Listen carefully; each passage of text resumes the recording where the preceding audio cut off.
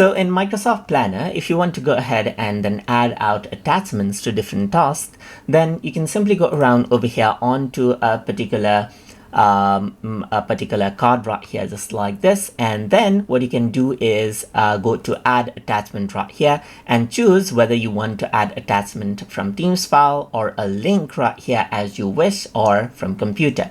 So if you were to choose link, let's say for example, you can simply go ahead and give a URL. Let's say for example, I can see something like google.com right here. So I'm just going to go around and say Google, and that link will be added in. You can also show this in card, but that in turn turns off the notes right here, just like this, and only shows up the attachment. But I can also go ahead and add out attachment from my Teams file or from my computer. Let's say, for example, if I were to select computer right here, then I can actually go around over here, select out, let's say, any file that I want, and then go ahead and upload this out just like this as well. So once you do that and close it, you can actually see the attachment right here, just like this. You got the attachment, and you can actually see the attachment details right here.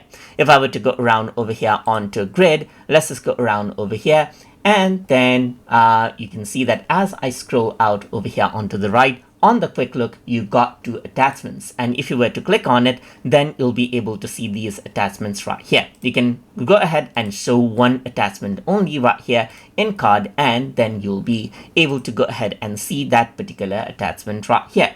And that is how you can go ahead and add attachments to tasks inside of Microsoft Planner. So I hope you guys learned something as always.